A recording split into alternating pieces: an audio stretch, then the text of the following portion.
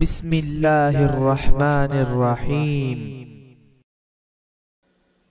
محمد رسول اللہ رسول الکریم، اما بعد۔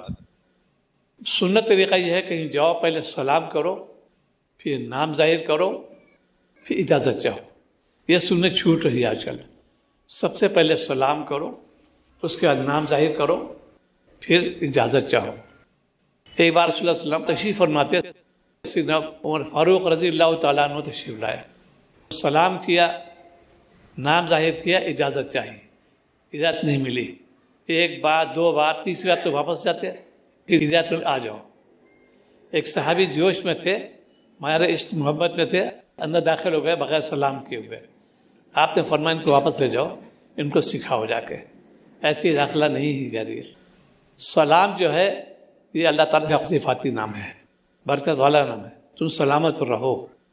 اس پہ دو اضافی کلمے ہیں، دونوں دعائیہ کلمے ہیں، ورحمت اللہ وبرکاتہ۔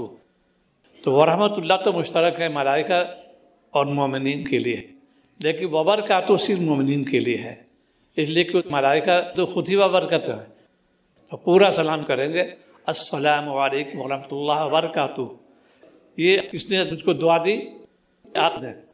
اندر آ جاؤ، اس پہ عمل کرو۔ گھر پہ جب بھی داخل ہو پورا سلام کرو۔ ہم لوگ غلطی کرتے ہیں، سلام پورا ادا نہیں کرتے، حمزہ کو حذف کر دیتے ہیں، تو ظاہر ہے کہ جب اجزاء درست نہیں ہوں گے ثواب کم ملے گا۔ خالی السلام علیکم نہیں، السلام علیکم ورحمۃ اللہ وبرکاتہ، اس سے زیادہ ہونا چاہیے۔ اس کی مشق کرو۔ ایک تو یہ کرو، ہماری زبان ذاکر ہو، دل شاکر ہو۔ تھوڑا وقت نکال کے اللہ کا ذکر کرو، صبح شام معمول بنا لو۔ ایک تسبیح استغفار کی، ایک تسبیح درود شریف کی، ایک تسبیح کلمہ طیبہ کی، زبان ذاکر ہو جائے گی۔